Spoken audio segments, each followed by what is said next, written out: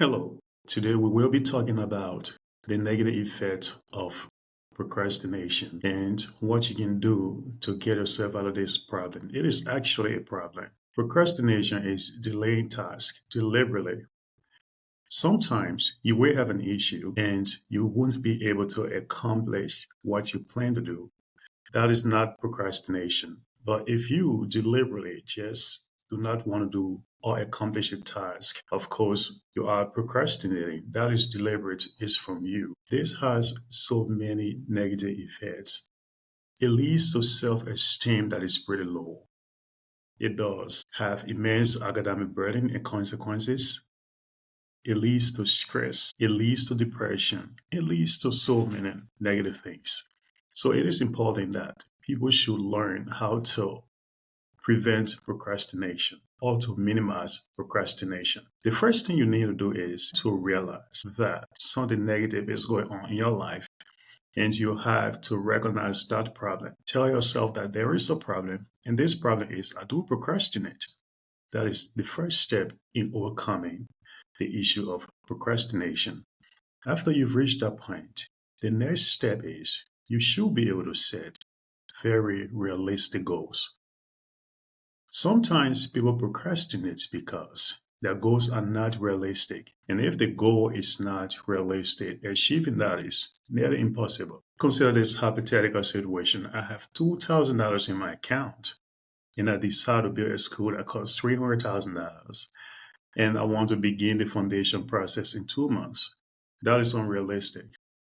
So definitely, you are not even procrastinating in that case. You're fooling yourself. Well, you can consider smaller circumstances that might look very real.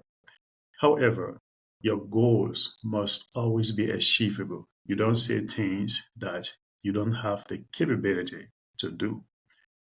Now, if you realize that you have set realistic goals, the next thing will be time management skills. You should be able to allocate time to every task you intend to accomplish. If I want to move my library probably from my office to the living room, I will have two bookshelves that might be moved. And then I will say, because I don't have a friend to help me, I can do this work in 2 hours.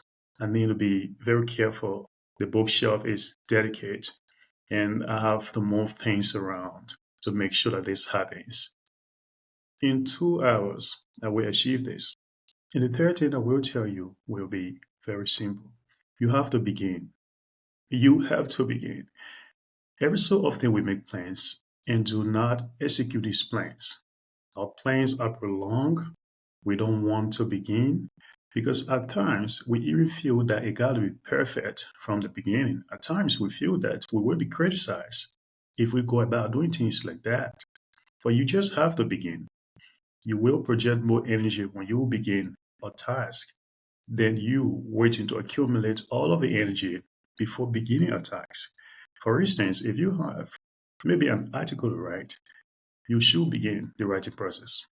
And that process will give you more energy and ideas to proceed with what you are doing. But if you want to have all the ideas before beginning, at times it seems impossible.